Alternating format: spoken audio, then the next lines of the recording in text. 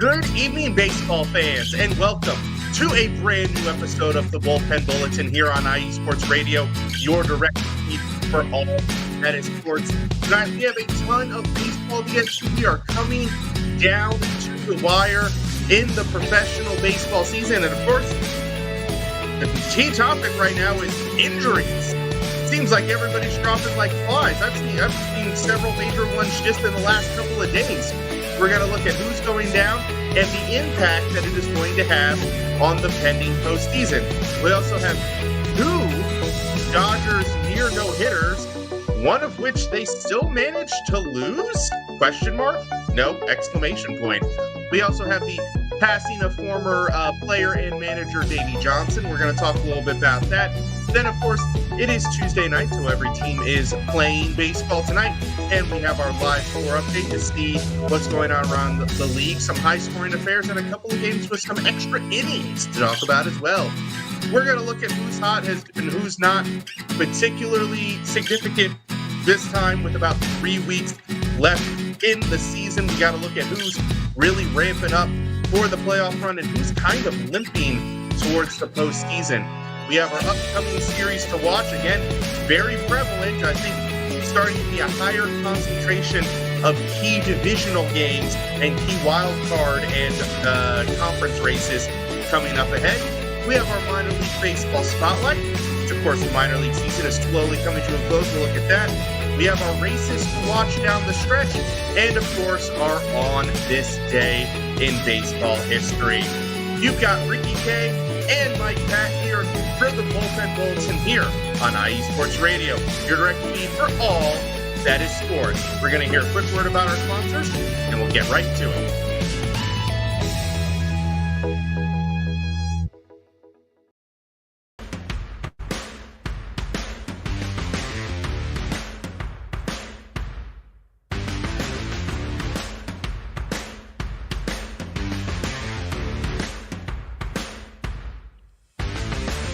IE Sports Radio fans, this show is brought to you by Planet Jerky Premium Brisket Beef Jerky. Planet Jerky is the official jerky of the 2022 California League champion Lake Elsinore Storm, Single A affiliate of the San Diego Padres. This all brisket jerky has gluten-free options, contains no MSG, no sodium nitrate, is low in sugar, and high in protein. Go to their website at planetjerky.net and follow them on Instagram at Planet Jerky. Planet Jerky, the jerky that's on a whole other planet.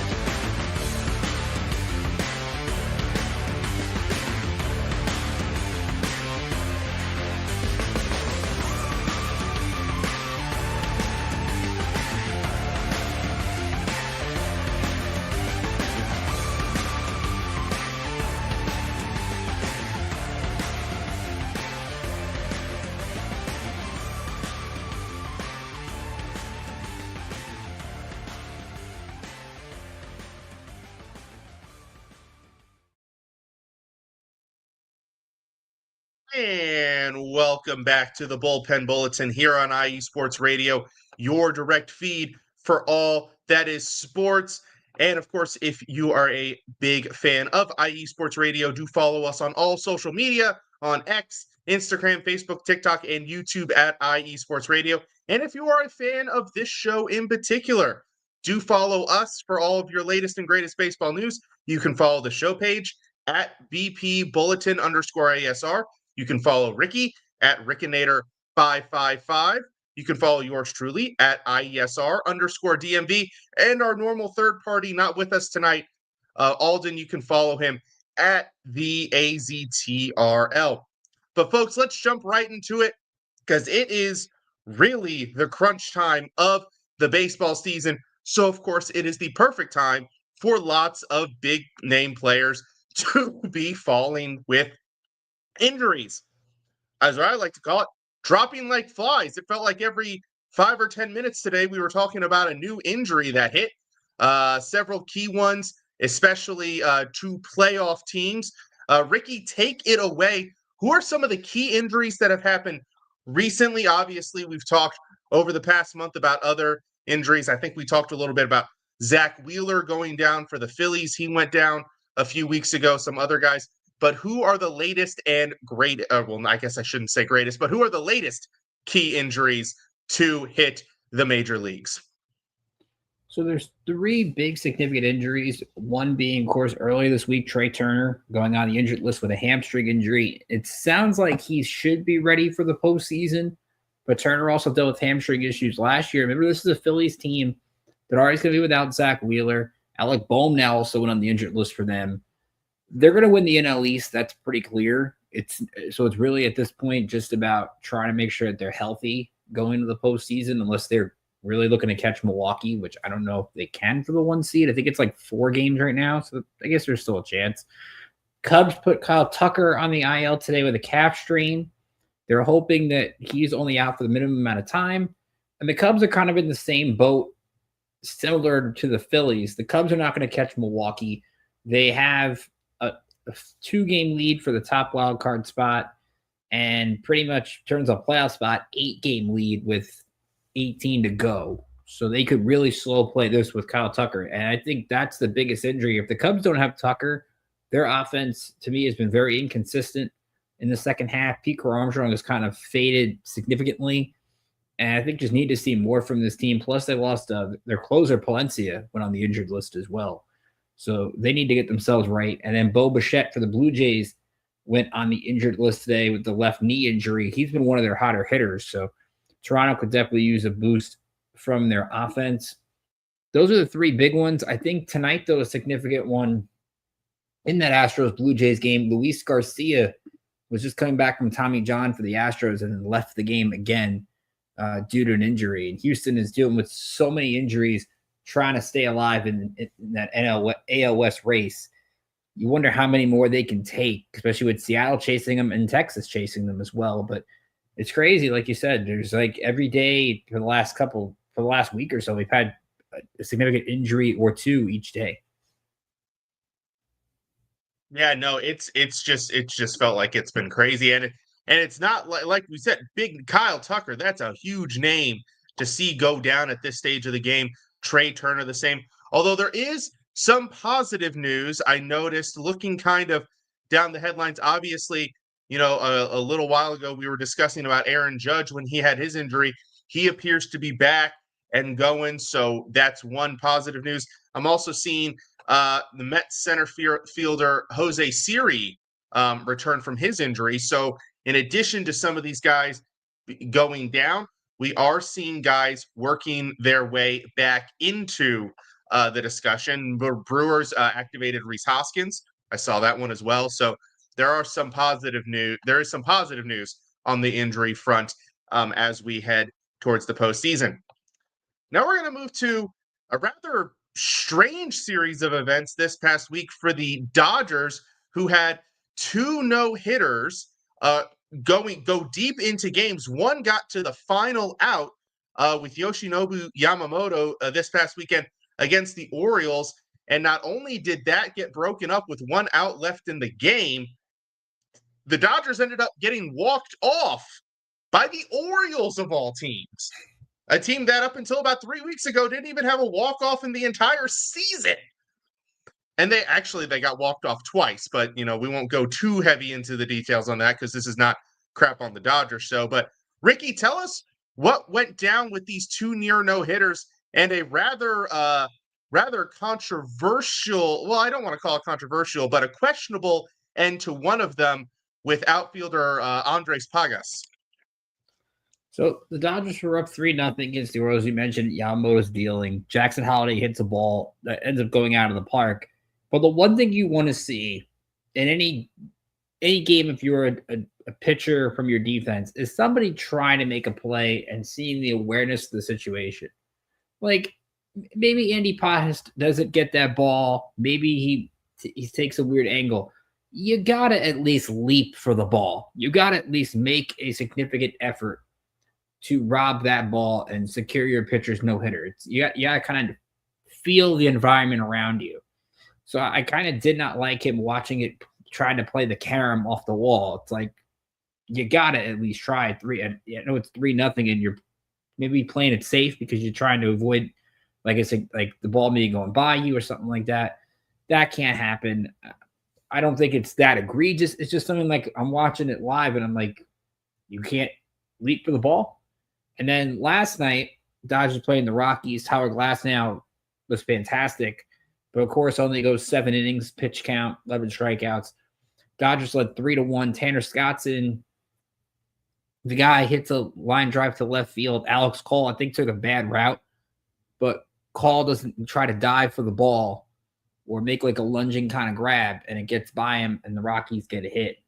So, again, it's one of those things like I think the Yamamoto one would have been much more significant, but it also just goes to show you how tough it is to throw a no-hitter. If we are only 2.5 weeks left in the season, and we're on pace to have the first season in 20 years without a no-hitter in the sport, which we talked about that. I think it was, well, I don't know if we did. Dave Stieb it was a year 1990 where there was like 7 no-hitters. And almost 35 years later, we could be having no-hitters in the sport. And I was kind of liking what Kevin Millar and Ryan Dempster were talking about today on Intentional Talk. If you're a pitcher that's not a veteran, you're not going to get the chance to throw a no-hitter because they're not going to let you finish these games. So the fact Yamamoto was 1 out away and the Dodgers were basically an out or 2 away for 2 in the past week is crazy. But the Dodgers, I talked about it last night. I'm concerned about them. They have not played well since the 4th of July. They kind of look like they don't have an edge right now, which I guess is normal because they're defending world champions. They've been in the playoffs so many times. It's kind of the boring portion for them, even though they have a 1-game lead in the division. But I need to see more from the Dodgers, and especially a panic sign for me is they're 1-8 against the Brewers and the Phillies. I don't know how they're going to win the World Series when they're 1-8 against those 2 teams. Those are not 2 teams in the National League that you want to have a losing record. I mean, a losing record in general, 1-8. I think the disparity, like, 3-6, 4-5. Okay, that's a losing record, but you're close. 1-8. Yeah, that's a really bad deficit to have. And especially, I think as we're going to talk about in who's hot and who's not, the key, and this is the key to me, for any team entering the playoffs is you don't want to enter it cold. If you enter it cold, you could be playing the White Sox in the first round and you might lose. If you just don't have the momentum, you don't have the rhythm as a team, maybe you're dealing with too many injuries, too many guys kind of ineffective, things like that. But you cannot enter the playoffs cold because it is a recipe for disaster for you. Now moving on to a little bit of sadder news, unfortunately. Former player and manager Davey Johnson passed away this past weekend at the age of 82. Davey was a player for well over a decade for several teams, the majority of his times coming with the Baltimore Orioles, where he actually won 2 World Series and made 3 consecutive All-Star games and won 3 consecutive Gold Gloves. So a pretty good stretch there for the Orioles. Then he had a long tenure as a manager with several different teams. Most recently, the Nationals, where he actually was the manager of the first Nationals team to make the playoffs since moving to DC. Also won a World Series as manager of the Mets back in the 80s. So, Ricky, what are your thoughts? I mean, obviously very sad. Davey Johnson, a well-respected figure in the sport. What do you have on this one? Well, you mentioned it with New York, and you think about that 86 Mets team and the cast of characters that they had, trying to deal with all those personalities and the party going that team seemed to have. Do you ever get the chance, those listening out there, there's a book by Jeff Perlman called The Bad Guys Won, and it's a really cool book to discuss the 86 Mets and really just the craziness that would go on with that team. And for him to kind of be that player's manager, listen to Darryl Strawberry the other day talking about him, how they just let the players play, coming from Baltimore and being in that Earl Weaver kind of mentality of letting the players kind of not run the show, but siding with the players, being a former player himself, kind of, I think, helped him as a manager. And you mentioned it with Washington. You kind of think back, sadly, what would have happened if he was allowed to actually have a Steven Strasburg in that postseason what Davey really could have did with that Nationals team. But they also kind of got you to appreciate him, especially after him, you had the Matt Williams years where those are just really just was not a guy that really fit in as a manager. Davey kind of knew what buttons to push, kind of knew what to get out of his personalities, and that's what made him such a good manager. No wonder now, sadly, if he ever gets on these veterans committees, if he can actually get in the Hall of Fame, because he has the resume to be a Hall of Fame kind of manager. You just hope that eventually someday he gets his way into Cooperstown. Yeah, I mean, you keep going down the list of accolades. Like we said, the All-Stars, 4-time All-Star, 3-time World Series champion, World Series champion both as a player and a manager. Not many guys have accomplished that. 2-time Manager of the Year, and he's a member of both the Orioles and the Mets Hall of Fame. I cannot imagine there are many guys that are part of 2 different teams' Hall of Fames that don't have an argument to be in the Baseball Hall of Fame. Now let's move it on to what is happening current right now. It is Tuesday evening, which means every team in baseball is currently playing. And it looks like we have one final. We have a couple games getting really, really close. We couldn't quite talk long enough to get some finals here, but we did get the Guardians defeating the Royals 2-0. Fantastic pitching performance there by Cantillo for the Guardians, 8 shutout innings in that one. And then currently we've got the Pirates and Orioles, that one headed to the 11th inning, tied at 2. 2 teams that, individually in other series are playing spoilers. I don't know, what they're thinking playing each other right now, but nonetheless, they're going at it, playing tough baseball. We've got the Nationals leading the Marlins 7-2. That one entering the bottom of the 9th. We'll see if the Nationals can finish that one off.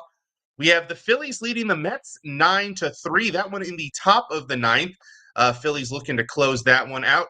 The Tigers parlayed a big, and Ricky, correct me if I'm wrong, was the 7th inning. Yep, 7th inning. To take an 11-2 lead over the Yankees. That one in the bottom of the 7th. Astros are leading the Blue Jays 3-1. That one in the bottom of the 7th there. The Cubs are leading the Braves 6-1. That one in the bottom of the 8th. Rays and White Sox are tied 4-4. That one in the top of the 7th. The Rangers have a 1-0 lead over the Brewers. That one in the top of the 5th, although the Brewers have runners on 2nd and 3rd, so they are threatening. Later on, wow, we have a lot of late games, a lot of West Coast games tonight. We have the Twins facing off against the Angels. We have the Reds at the Padres in San Diego. The Cardinals going toe-to-toe with the Mariners in Seattle. We have a fun divisional matchup, one that I'm sure Alden will be paying attention to, unless he's moved on from baseball season. It's entirely possible. But the Diamondbacks facing off against the Giants in San Francisco. We've got the Red Sox facing the Athletics, and the Rockies continue their trek to not be the worst team in baseball history, which they're pretty darn close now. They're up to 40 wins. They just need 2 more. But they are in LA facing the Dodgers. So that is your live score update. Now we are going to move on to our Who's Hot and Who's Not, where we take a look at the past. I mean, it's been a couple weeks since we've been on, so we can go back a couple weeks if we want to. But who has been the hottest teams lately in baseball, and who have maybe not been so cold? Once again, reminder, we got the playoffs coming up. It's time for teams, if they're going to heat up to make a playoff run, now is the time. So Ricky, take it away, sir. Who are your hot and who are your not teams this week?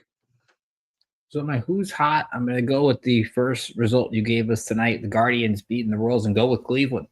I mean, you look at Cleveland over these last 6 games, they played Tampa Bay and Kansas City, 2 teams that they're trying to kind of really eliminate and be just a sole competitor to Seattle.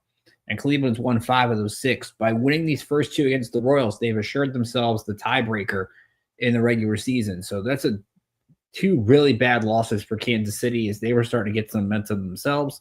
But the Guardians, you love what Cantillo's doing. Parker Messick has been strong for this team. Jose Ramirez continues to do good things as he usually does. Last night's slate, Ciccone had a no-hitter into the eighth. So it just seems Cleveland finds pitching out of nowhere and always seems to at least get the most out of the talent they have. The problem, though, for Cleveland is they still have 6 games to the Tigers. Now, who knows if Detroit maybe wins the Central in that last series at home, but they host Texas.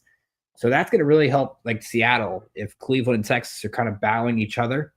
Now, the Mariners also host the Dodgers to end the year. I don't know how much the Dodgers will have to play for, but that's a real intriguing end of the series. But I love what Cleveland's doing. I love their fight back and trying to get into the playoffs. My other hot team would be the Giants. I mean, the fact that if the Giants win tonight, they could pull within 2 games in the wild card race when they look dead right before the trade deadline. Rafael Devers really got hot under the radar. Like he's starting to find it again. You had the incident in Colorado with Matt Chapman.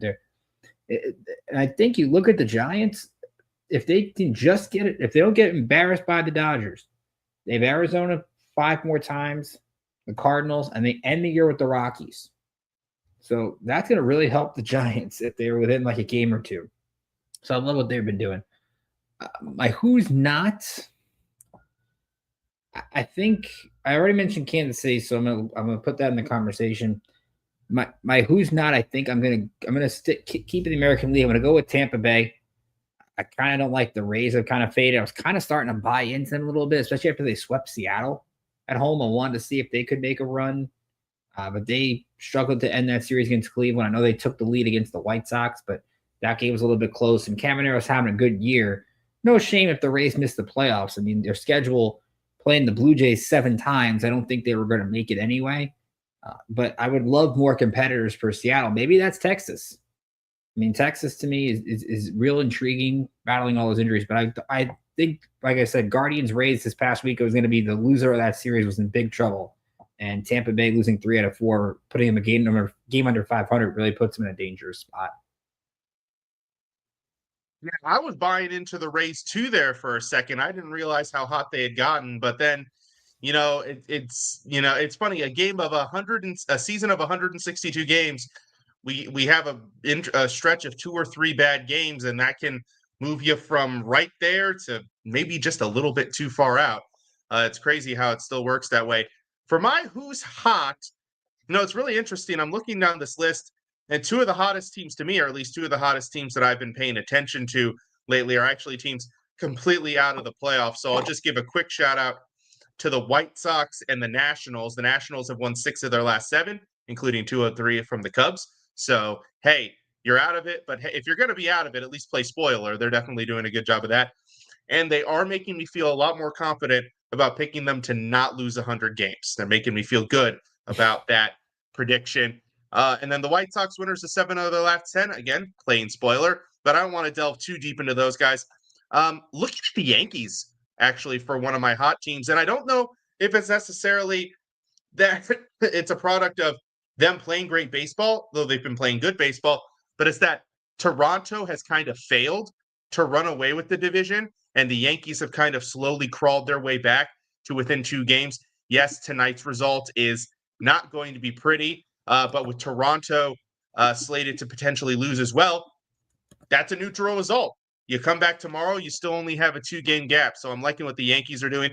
And then you mentioned the Rangers. They have caught up very nicely in their playoff race. I think, you and I, in our chat, we were talking maybe about a week and a half ago, looking at the races and going, man, the playoff teams are essentially set. It kind of looked like not super long ago, maybe a week and a half ago, but now some of these races have started to become a little bit more interesting here over the past week or so. And for my who's not, I am going to go with, it's a very specific designation, and it involves 2 teams with in the last wild card spot in both leagues, Seattle and New York, because they have failed to really give themselves a cushion as the last couple weeks have gone on. Now, both have had, the Mariners have had a nice little stretch over the last few games. The Mets have not, and overall over the last 10 games, both have losing records, and that has allowed some of these teams like Texas, like Cleveland, like in the National League, San Francisco, you mentioned, really only San Francisco in the National League, but they've allowed some teams to kind of start to inch their way back. Whereas maybe with just a little bit better results over the last couple of weeks, they could have really just put this away. So the good news is that has made for a couple more interesting playoff races. The bad news is for them, they still got to stress probably over the next couple of weeks before they can feel secure in their playoff standings. So that will do it for who's hot and who's not. Now we are going to, before our break here, look at the upcoming series for this upcoming weekend. Once the current slate of series runs their courses, we, of course, have the weekend series to watch. And Ricky, go ahead and take it away, sir. What are your series that you are keeping an eye on as we move to the weekend? So remember when we were talking the last couple weeks and we had a tough time trying to actually find some series, which is kind of weird. At least now we're getting to the nitty gritty of the season and we have some really fun ones. I think Royals Phillies is an interesting one. I think you also have Dodgers Giants, which I think will be pretty good. But I'm going to keep it local with mine. To me, it's Yankees Red Sox at Fenway Park this weekend. It has to be the Red Sox embarrassed the Yankees the last time in the Bronx, took 3 out of 4. Now the Yankees, like you said, have played better. They've won 8 since they're going to lose tonight, but it's still 18-8 in their last 26.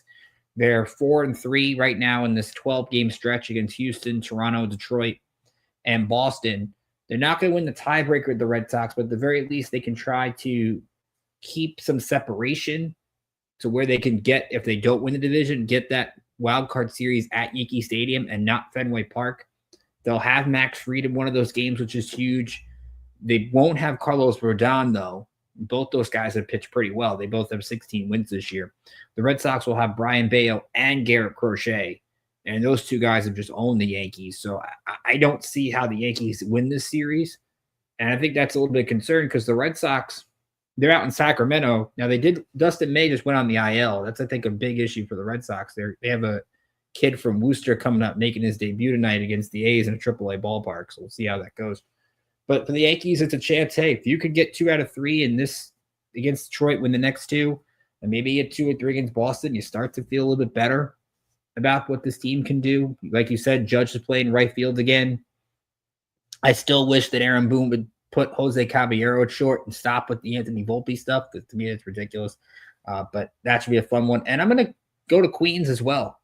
Rangers and Mets, I think, is a real fun series. The Mets schedule, I just looked at it while you were talking about their playoffs standing. Texas, San Diego, and the Cubs in their next 3 of the next 4 series. That's not good. And they end the year with the Marlins, who usually, if you go to past years, the Marlins, the ones who usually end the Mets like collapses. That is interesting. Now, I love what the Mets did calling up Brandon Sproat. He had a great debut, even though he lost to Hunter Green. The intrigue to me is whether we see Jacob deGrom at Citi Field this weekend. I think that would be really cool, what kind of ovation he would get. I'm not entirely sure. I have to look it up. Right now it's not listed at field pitch. I'd have to see if he's lined up for one of those games. But Mets ESPN has him as the Friday game. ESPN has DeGrom on so Friday right now would be DeGrom against Jonah Tong. So the latest phenom against the old phenom. I think that series is going to be so much fun. I got to give the Rangers, like I said, a lot of credit. I mean, the fact they're only a game and a half out of a playoff spot. Patrick Corbin has somewhat found some respectability. They're doing it with smoke and mirrors. No Corey Seager, no Marcus Semien, no Evan Carter. It's Bruce Bochy. Bruce Bochy just finds a way to take chicken salad and turn it into chicken soup. Like, you got to love it. What pains me, though, with Texas is that darn tiebreaker. Seattle went 10-3 against Texas this year. That might be the one thing that keeps them out. But Rangers Mets should be a really fun interleague series, and it's an emotional one, especially for DeGrom on Friday. Yeah, absolutely, for sure. You mentioned, I like that you mentioned Royals Phillies. That one was kind of on my list. Looking across, I'm going to throw an intriguing one out, and it's 2 teams, same division, both strangely hot. One's completely out of it, but like I said, plain spoiler, you never know. White Sox and Guardians, not Indians, not anymore. And again, it's just one of those situations where you've got a divisional rivalry and you're the White Sox, you're completely out of it, but apparently you're playing pretty good baseball because you've won 7 of your last 10. And wouldn't it be nice, to take one of your division rivals who's hot, who's charging a playoff spot, and maybe snatch 2 or 3 of them and spoil their dreams? Those are always kind of the drama lines that I like to watch. Not quite the same. I was looking at St. Louis and Milwaukee, but like we kind of discussed, Milwaukee basically has, the division wrapped up. So unless St. Louis sweeps them, I don't know if there's really that much damage the Cardinals could do, even if they somehow manage to win the series. And yeah, you got a lot of them. Houston at Atlanta was another one I was kind of eyeing just because, again, Atlanta, one of these teams, they're out of it. Do they get to play spoiler? Houston is one of those teams that is really struggling right now to kind of find their footing, as we discussed with the injuries. Is this a series against a beatable Atlanta team where they're able to come back, start to kind of find their rhythm, and then turn around and make a run at the help get them hot as they enter the postseason? We're going to go ahead and take our first break here. A couple of finals that have just happened. The Phillies did finish off the Mets. That one finished 9-3. The Orioles finally finished off the Pirates in 11. Got the walk-off there. I believe that might have been Samuel Basallo. Yep, Samuel Basallo getting his second walk-off in the past week. So that's a great start to your career. So those two games have gone final here. Like I said, we're going to take a quick break. We'll get right back to it. You are listening to the Bullpen Bulletin here on IE Sports Radio, your direct feed for all that is sports. Rise and shine. It's 4 a.m.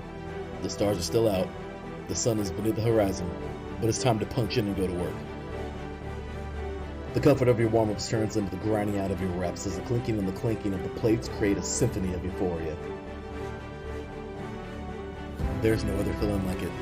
Earn it, burn it, and take what's yours.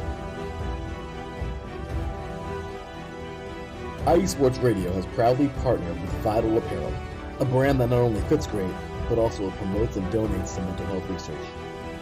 Use our code IESR to get 15% off their comfortable and inspiring gym wear and help them on their amazing journey to support mental health. Go hard, take part in your iron therapy, and be strong. Because when your mental health is as strong as you are, there's no telling how far you'll go.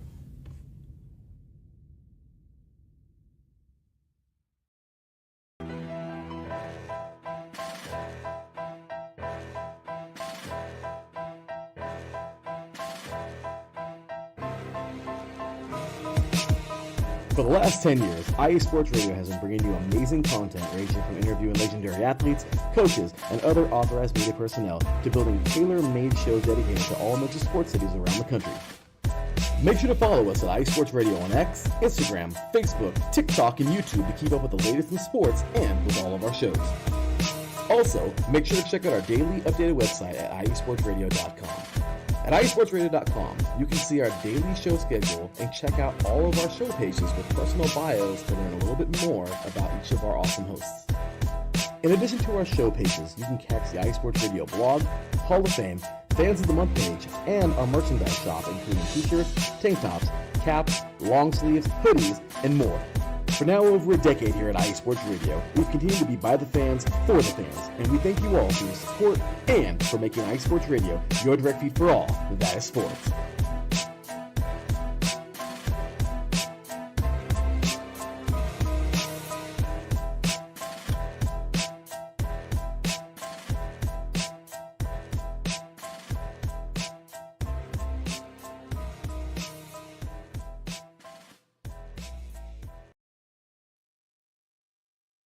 And welcome back to the Bullpen Bulletin here on IE Sports Radio, your direct feed.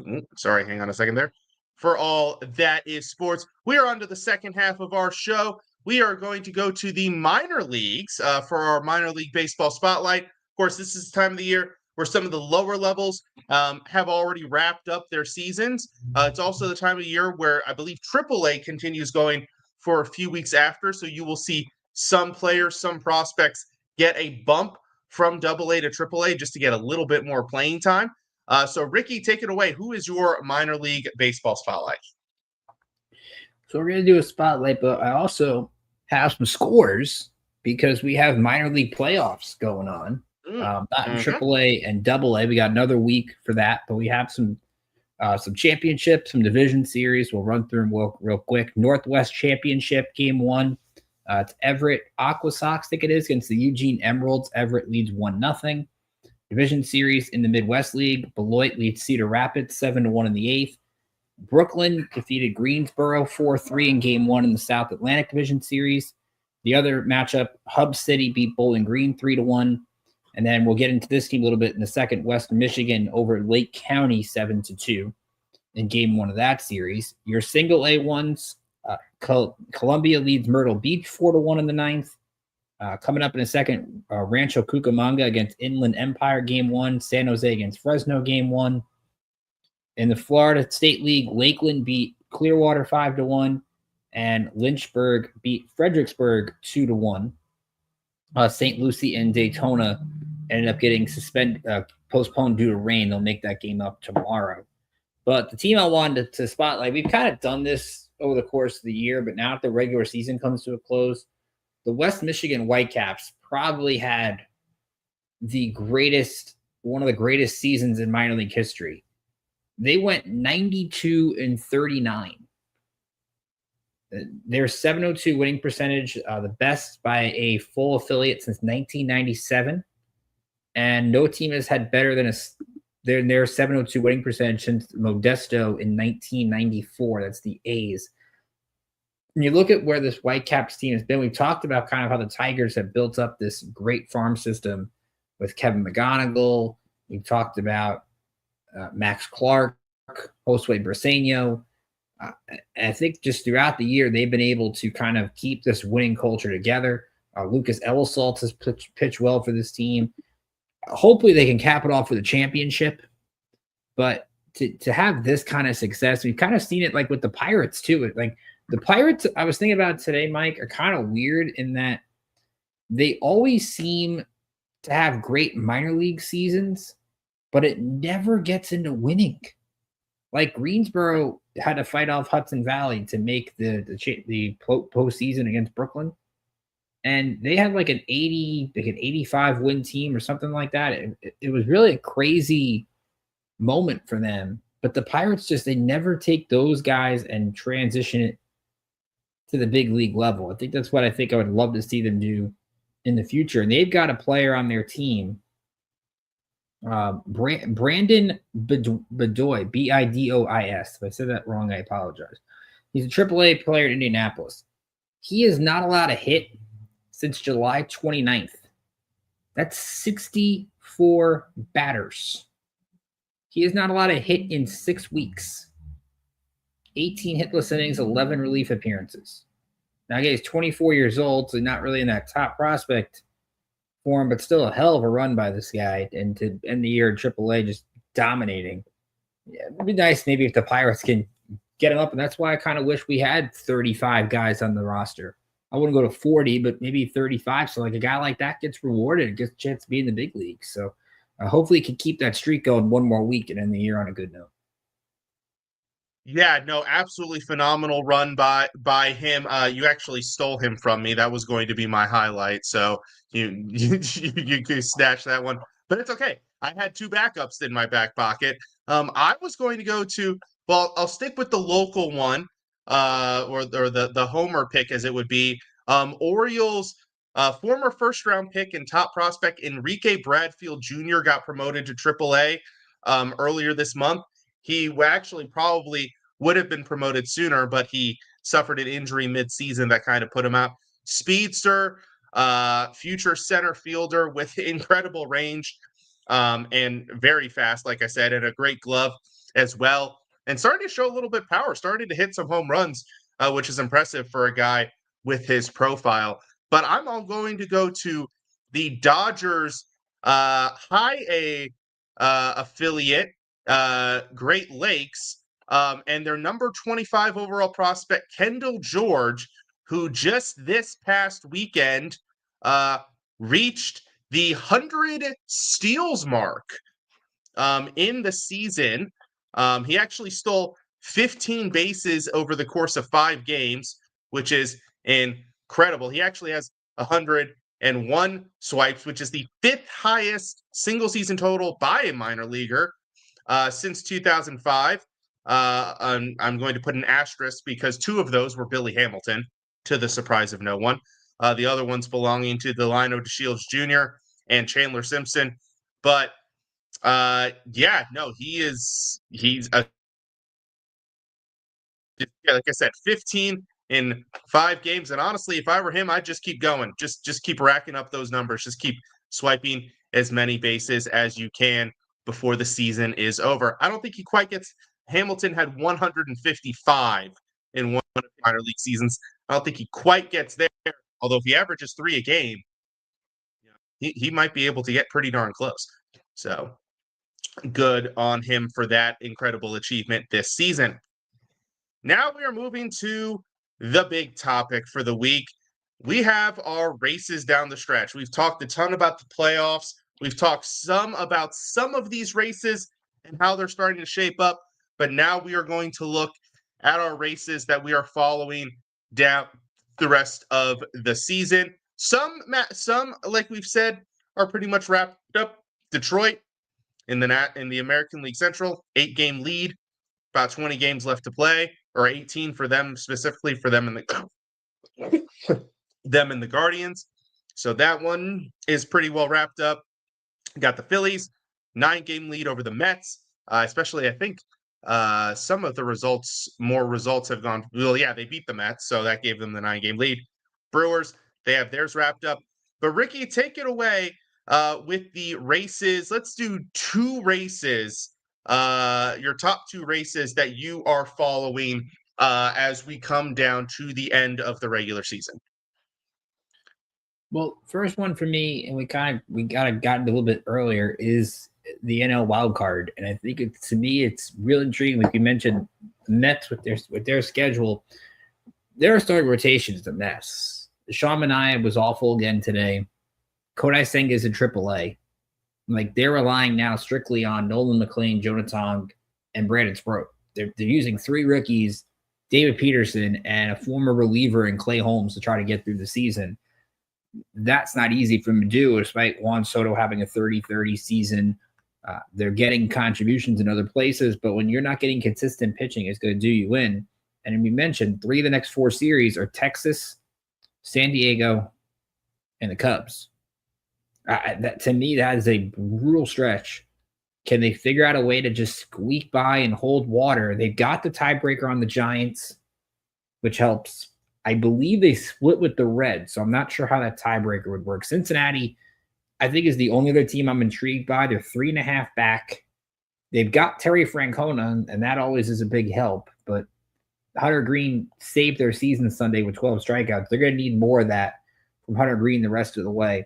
It does help that the Reds have the A's this weekend. They've got St. Louis coming up. They've got the Pirates.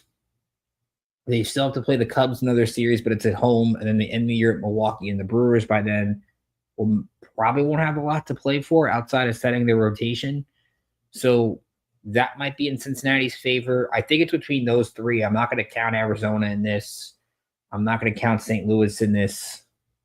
But Cardinals-Reds next week could be an elimination series if you think about it. So the Cardinals, I think Nolan Arenado's on a rehab assignment. So you never really can rule anything out. But to me, it's between those. And the second race for me, I'm going to make it the AL West. I thought about making the AL wild card, but the Astros, I don't really know what their team's going to be like. Can their pitching actually hold up? We mentioned Luis Garcia injury. They do have to go to Atlanta. Braves are out, but Atlanta's got Chris Sale back. Maybe the Braves want to end the year on a good note. They got Texas at home next week for a huge streak. Like, this is Houston's season next week. 6-game homestand. 3 with Texas, 3 with Seattle. If the Astros want to win the division, make hay in that series. Otherwise, it's wide open. And the Astros end the year with 3 in Sacramento against the A's and 3 in LA against the Angels. So their schedule isn't terrible, but I don't know if the Astros' war of attrition can they hold up. And I'm really concerned with Framber Valdez. We weren't here last week, but I don't know if you got to see it, the cross-up with the catcher. Yeah, I saw it. Yeah. That guy is going to lose so much money in free agency over that. I don't know how you do that, but again, we also remember they've got him struggling. Christian Javier is struggling. Hunter Brown hasn't really been he pitched well against Texas. Maybe they need him to keep going a little bit, but I need to see a little more from the Astros. Like, I don't really buy Seattle, but Cal Raleigh homered the other day. Mariners are just not good on the road, though.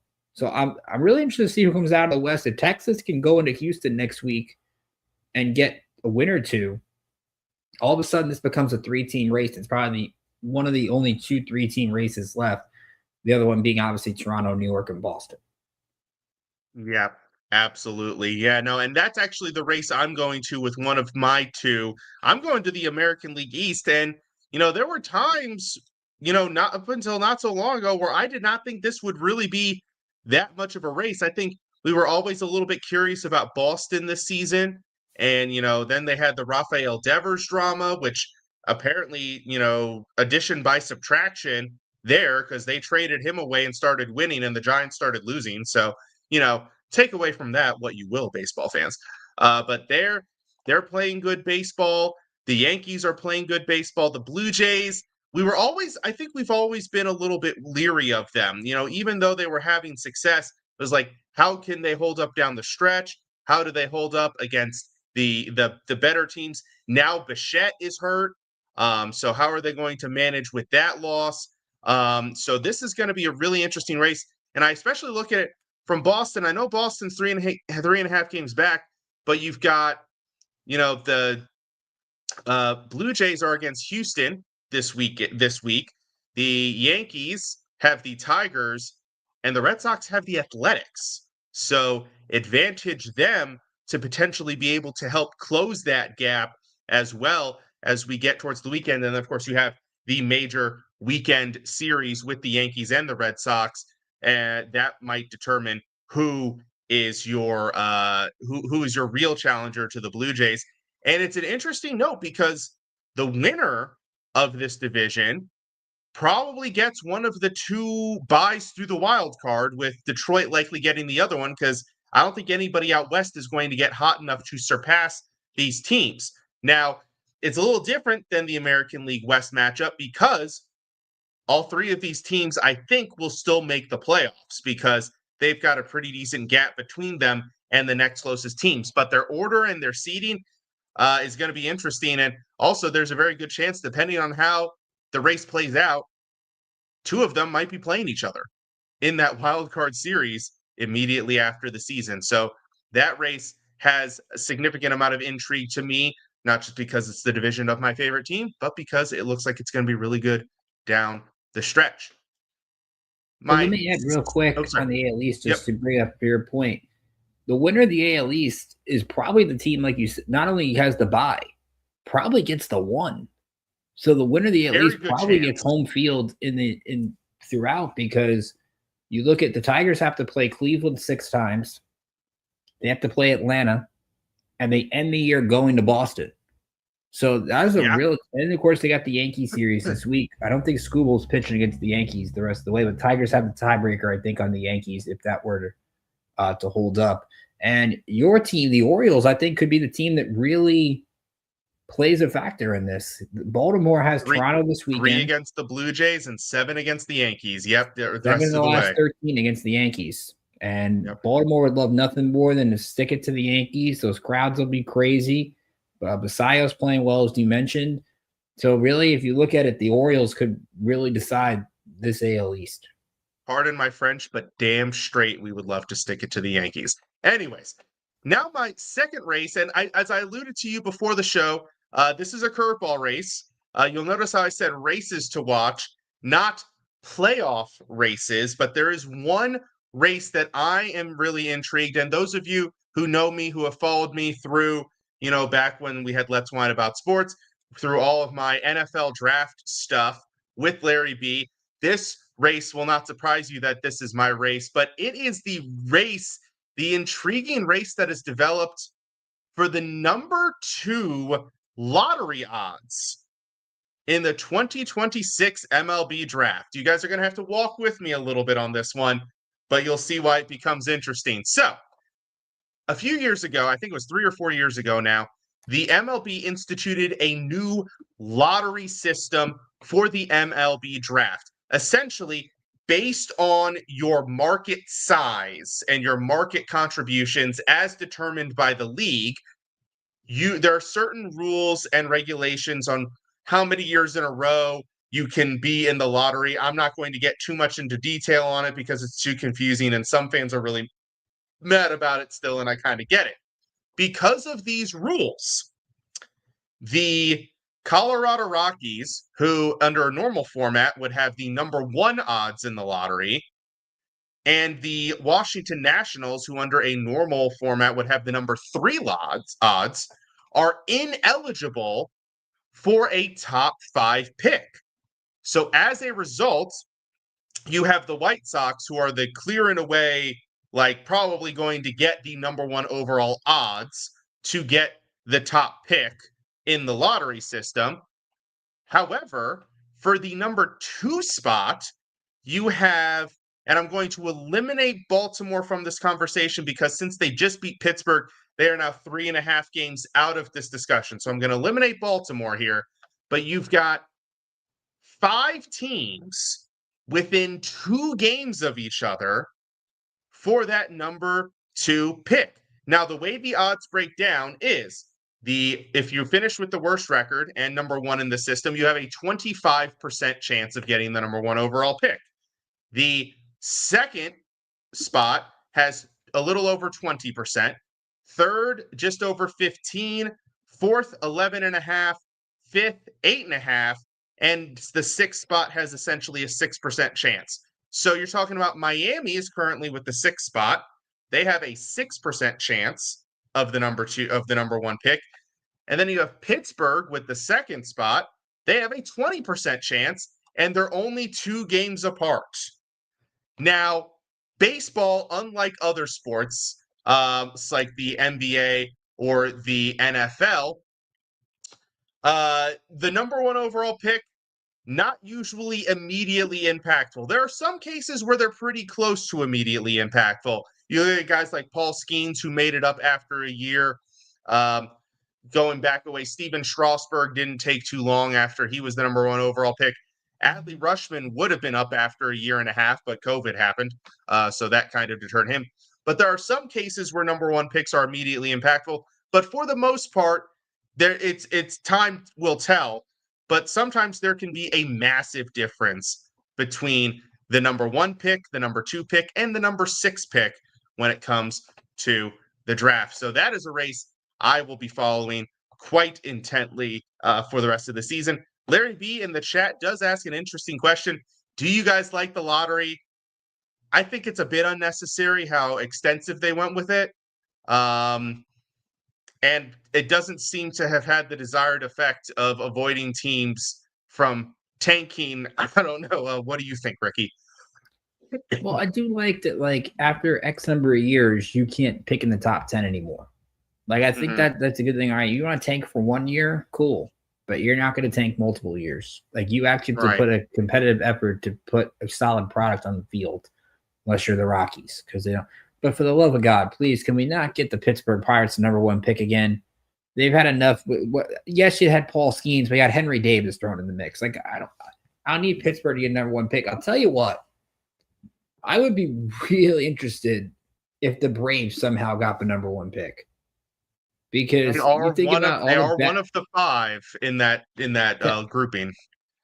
To have all the bad luck they had this year with injuries, the inconsistency, just the weird vibe around that squad with all the expectations, we all picked them to have deep runs in the postseason, and they could win in a different way and get the number 1 pick to add to that young core of players that they have. That is a huge thing for them. I think that's the team I'm intrigued by. I guess if it was a non-contender, probably be the Marlins. I think if they were to land it, maybe they get a bat somewhere along the line. But I like the lottery. I think it's just cool that we're not tracking who is trying to lose to get a top 5 pick. Especially, and I like that. And what's cool about baseball is that those last 2 weeks, you look at we talk about these schedules and how easy they appear, but it's always the craziness that a spoiler can come out there and win 2 out of 3 and wreck your year. And you think back, like, we couldn't even beat the such and such to end the season. And like you said earlier, 162, and you're talking about how 1 week can change a year. That's what this time's all about. Oh yeah, absolutely, 100% there. Yeah, I would be really intrigued to see what the Braves would do. And I have not quite looked at prospects yet. It's a little bit early for that one for baseball, considering your college guys haven't even played yet. But you know, yeah, really interesting. Larry says the Pirates are spoiled. Um, by the way, I believe that the Paul Skeens year was the first year that the lottery was instituted, and the Pirates did not have the odds for the number 1 overall pick. And I know this because it was the Nationals, and I really wanted Paul Skeens that year, and I feel very justified in that result there. So those are our races to watch down the stretch here, and now we are going to go on to this day in baseball history. Pretty self-explanatory. We go back in history and we look at some significant events that have happened in the baseball world. Ricky, you've got a really great one, so go ahead and take it away. So this is a very milestone day on the calendar. We talk about the Dodgers having those near no-hitters the other day. Well, 60 years ago today, Sandy Koufax threw a perfect game, 14 strikeouts in a Dodgers 1-0 win over the Cubs. 22 and Koufax was 22-7 after that win, a 2.14 ERA at the time. And someone will remember there's always the Vin Scully call. Harvey Keene was the last out. But I went back and looked at the box score today because you'd think, oh, Sandy Koufax was a perfect game. That's great. The Dodgers only had 1 hit in this game. Lou Johnson didn't even drive in the run. He stole third base and scored on an error. And we looked it up on Baseball Reference. Now, I don't know how accurate. I mean, they're definitely accurate. The game took an hour and 43 minutes for a 1-0 game with 1 hit. Like, imagine you're trying to drive to Dodger Stadium. You get caught in traffic. You get to the ballpark and it's already the 5th, 6th inning. Like that to me is the crazy stuff. But 60 years today, Sandy Koufax. There was a perfect game against the Cubs. Probably spent longer in traffic waiting to get to that game than it took for the actual game to finish if you're in LA. More than likely. So mine, I'm going back. I've got a couple of good ones. None of them are as great as Sandy Koufax perfect game, but on this day, 2008, for the first time in National League history, instant replay is used to help officiate the game. Of course, back then it was nowhere near as widely used as it is now. We believe it was just to verify home run calls, fair or foul. But of course, that, without the first day of using instant replay, you would never have instant replay as you have it today. A couple of other interesting statistical achievements on this day. Derek Jeter on this day back in 2009 tied Lou Gehrig for Yankees hits lead. He would go on to secure that record just a couple days later. And I saw a good one here. Back on this day in 1992, Robin Yount became the 3rd youngest player ever to reach 3,000 hits in his career.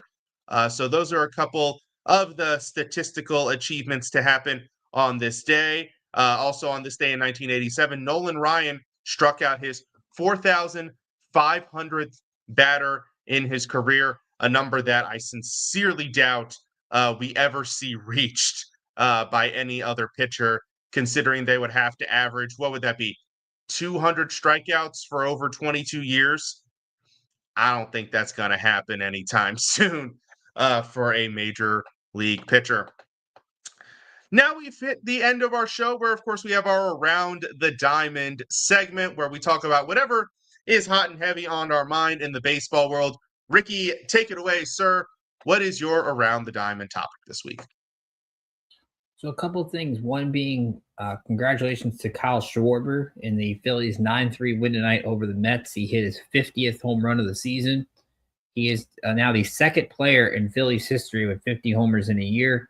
That is Ryan Howard. And we have two players in the majors now at 50 homers. Cal Raleigh, of course, has 53. I don't really know if Raleigh's going to get to 60, and it kind of just shows you we all talked about breaking Judge's record. He's a catcher.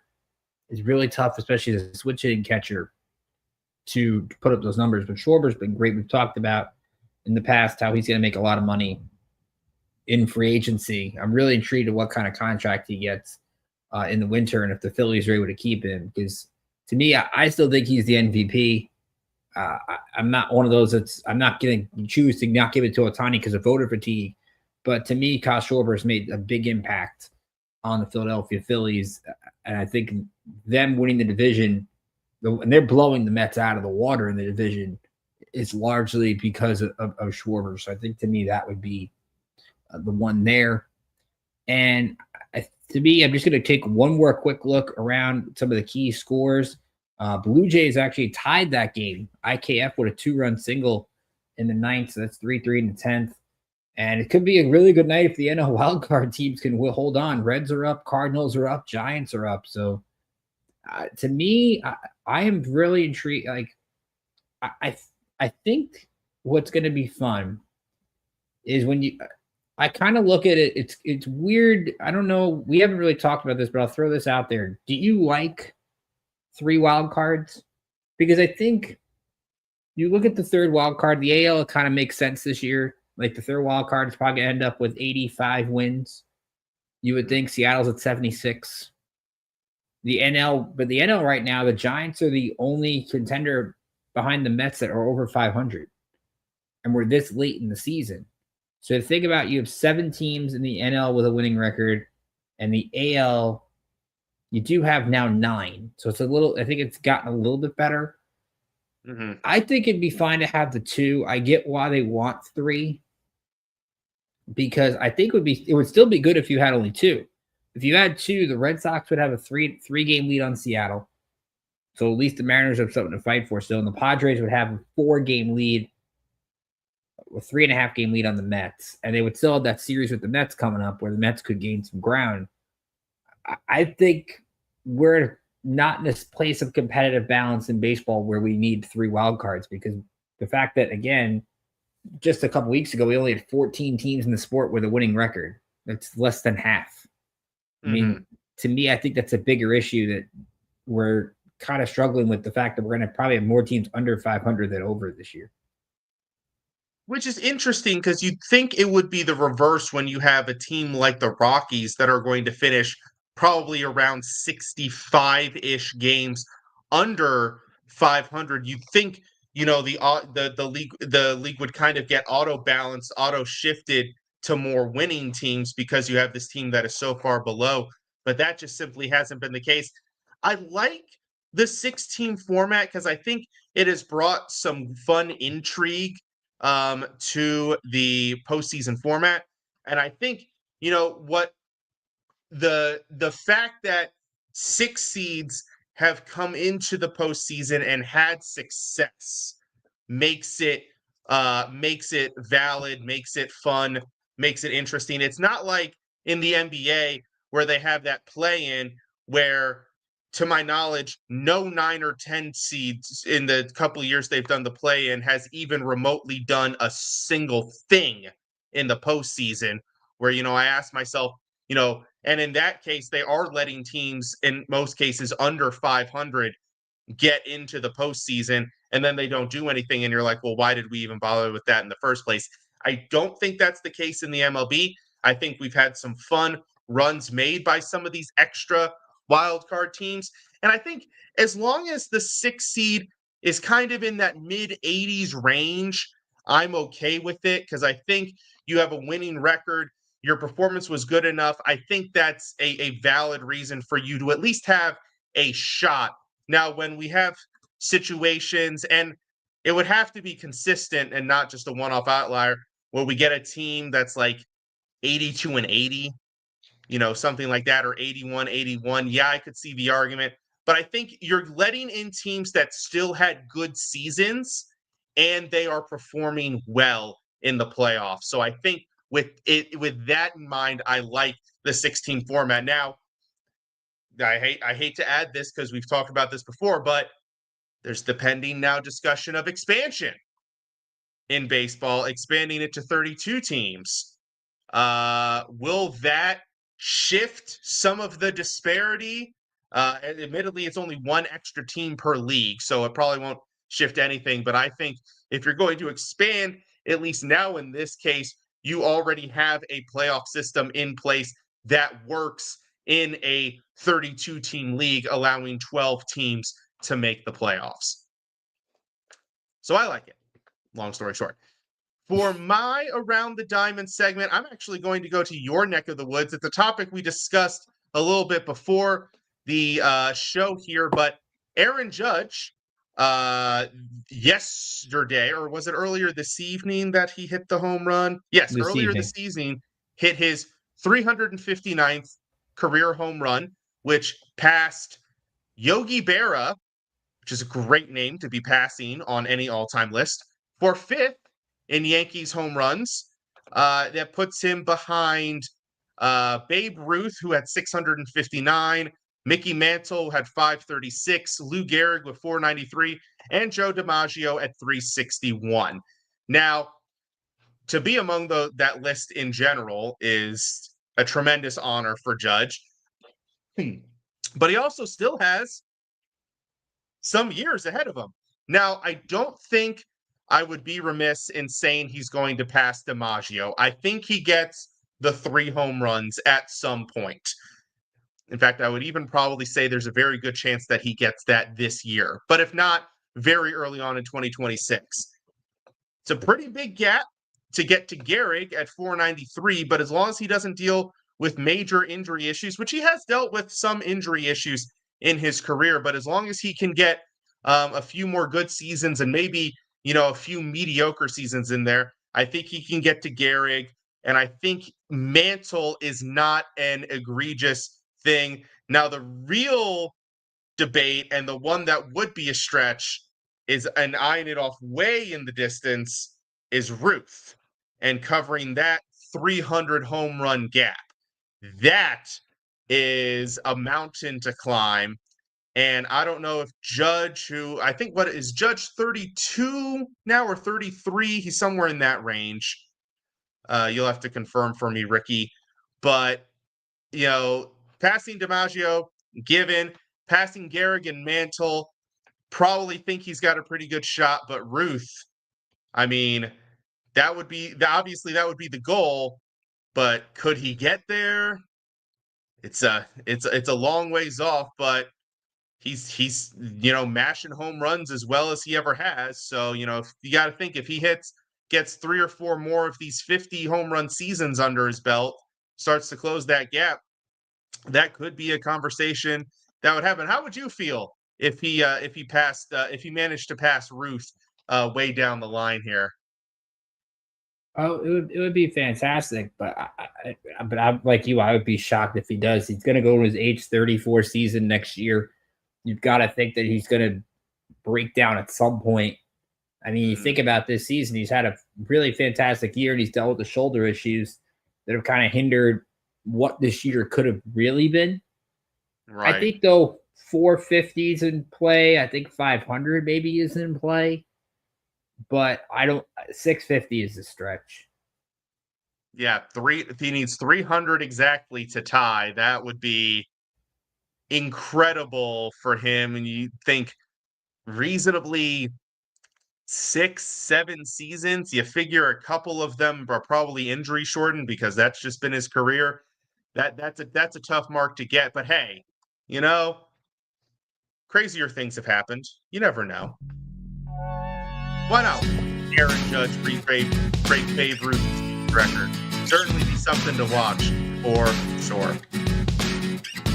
That will do it it for tonight's show. Thank you to everybody who tuned in. Thank you to Larry B and Brian Francione, jumped in the chat room as well. So thank you to everybody who tuned in live, and thank you to everybody who listens later on in the week here. Once again, shout out to our sponsors, Planet Jerky Premium Brisket Beef Jerky. That's on a whole nother planet. Go to planetjerky.net to get yours today. Also, Vital Apparel, a brand that not only fits great but promote and donate to mental health research. So head on over to their website, use code IESR to get 15% off of your purchase today. And of course, if you are a fan of the network, please follow us on all social media platforms, Instagram and TikTok and YouTube at IE Sports Radio. Do, of course, check out our website, IESportsRadio.com. There you will find the show pages, the blog, the Hall of Fame, show schedule, and so much more merchandise, all of the above. And again, if you are a fan of this show, please follow us on X.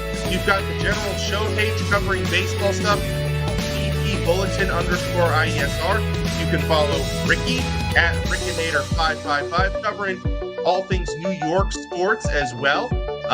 He didn't have a great weekend in football this past weekend, but that's okay. That's okay. Just week one. We got more time there. You can follow yours truly, IESR _DMV, covering all of the DMV sports. Mixed results for me in football, but I'm kind of happy for the baseball season to be wrapping up, if I'm being completely honest. And Alden, covering all things Arizona sports at the AZTRL. I don't know if he's happy about the start of football season. We'll see. He might just be trying to hope for basketball season, but even that's not really looking great for the Phoenix Suns. So, in any case, yes, follow us all on X. We'll be back next week to talk more baseball. We may have more clarity in some of these playoff races. They might be more muddled than they were this week. We'll see how the results hold. We'll see how some of those weekend series finish out, and we'll see who is hot, who is not, and what are our key matchups to look for. And cross our fingers, no more injuries. Once again, this has been Ricky K and Mike Patt for the Bullpen Bulletin here on IE Sports Radio, your direct feed for all that sports. Have a great week. We'll see you next time.